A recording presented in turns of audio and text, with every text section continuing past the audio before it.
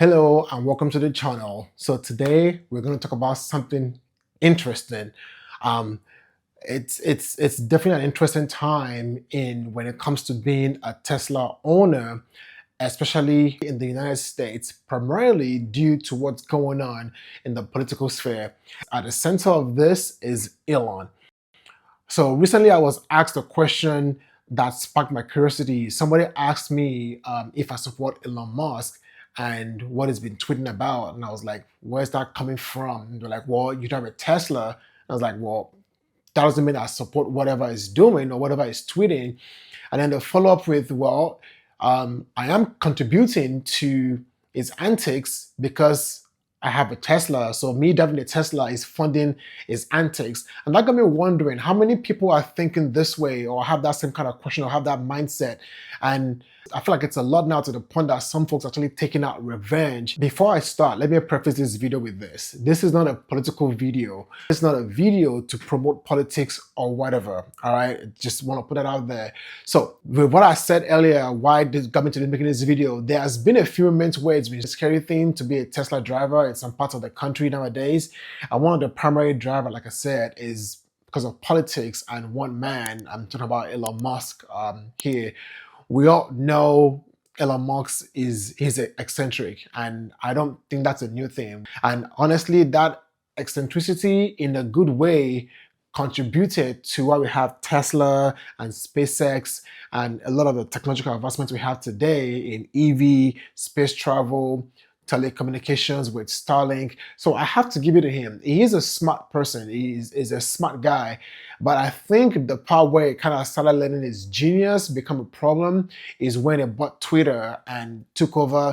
And I'm not going to get into all of that. But what we found is Elon is a very, very vocal person who doesn't care about the optics of what he's saying or being politically correct, and is well within his rights to be that way.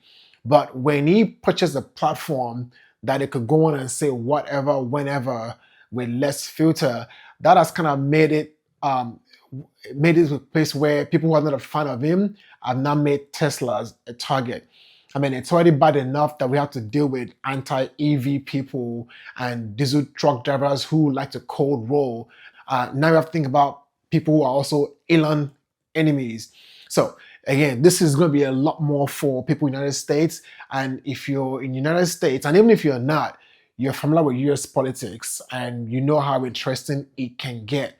Now, people can support whatever candidate they like, believe whatever they like, be of any political spectrum. That's all well and fine. My problem though is when people get upset with what someone says and this decide to take it out on other people. Okay, so real quick, if you are in the market for a Tesla, you're shopping or you want to buy one, if you are not aware, there are discounts you can get from using a referral link. I have a link in the description. You click on that link, it will take you to the page to order a Tesla. What you get is a referral discount. So anything you're ordering, Tesla Model X, Model Y, Model S, Model 3, you get discounts off of your order. Sometimes Tesla can change it to where they can throw in free full self-driving. If you want to learn more about that, I have a video on the channel you can check out on that. But again, if you're in the market for a Tesla, use the referral link in the description and get yourself a discount. All right, back to your video. Teslas from the beginning of time have been a sensitive automobile since forever. Initially, when they first launched, it was believed that it was too expensive and only bougie people or super rich people drove Teslas, which I can understand. When Tesla first launched with the Model S and the Roadsters, it was expensive. But there was that.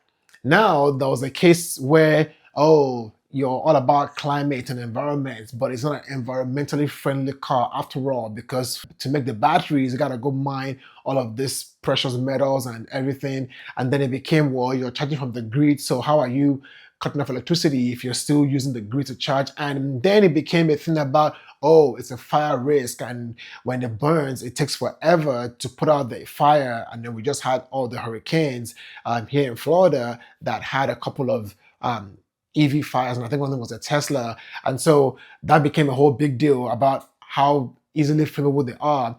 But what people don't realize though is electric vehicles burn a lot less than ICE vehicles. But anyway, I mentioned co-rollers where people like to co-roll, and if you don't know what that means, that's when these guys with the big diesel trucks get in front of you or get beside you and puff out a big plume of black smoke for whatever reason. Now, for you that don't know, when you do that, you should know that Teslas from the past few years come with a HEPA filter and a mode that's called barrel defense mode. And when you turn that on, nothing gets into the car. So if you co-roll, think you're going to get all the smoke in the car and everything, all we need to do is just hit one button and all that smoke stays outside. And so if you don't mind, just help yourself and don't pollute. But anyway, the issue now is when people get upset with whatever Elon decides to tweet, and then they take it out on Tesla drivers because they believe you buying or driving a Tesla, you're funding Elon or you're supporting Elon and his antics, and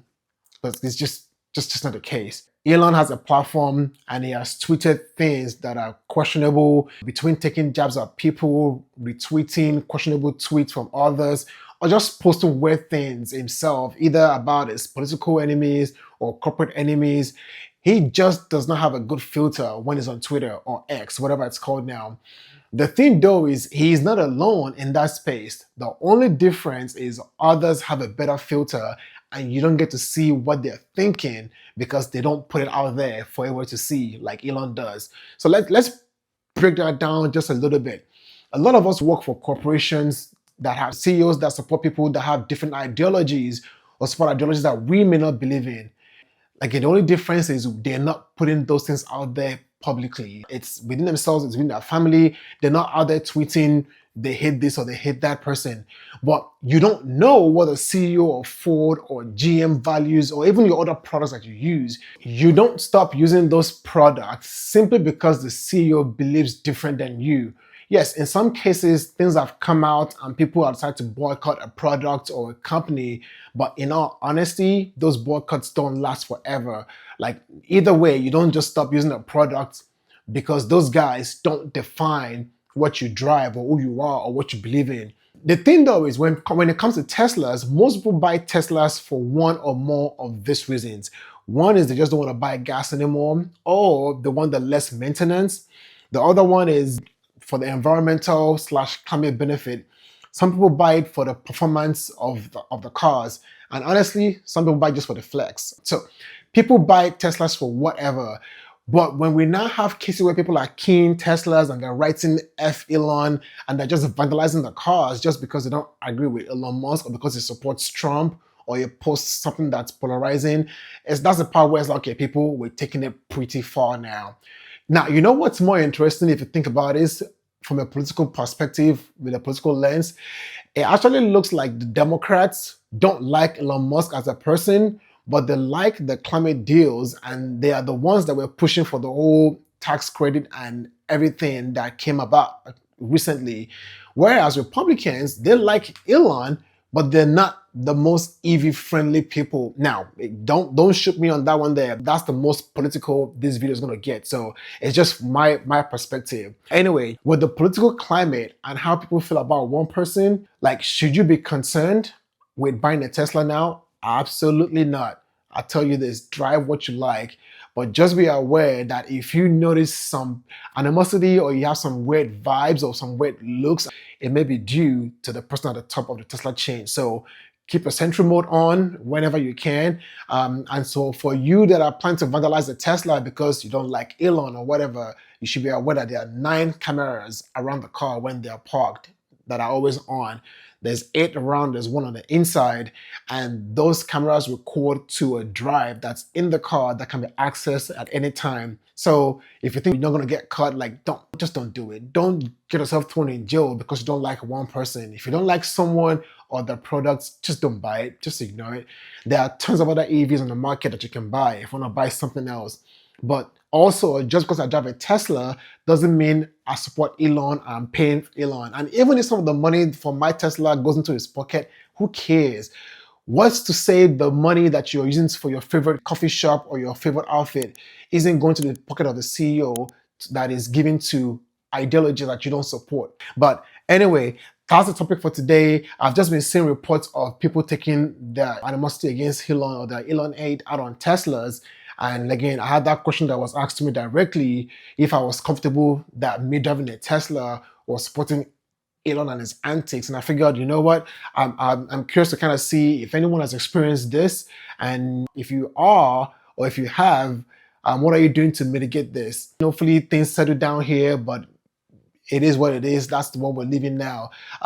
If you are curious to learn about your Tesla, so I want to know some more technical facts, some more behind the scenes stuff about your car, check out this video here that talks about service mode. If you're not subscribed to the channel, make sure you hit that button, and we will see you next time.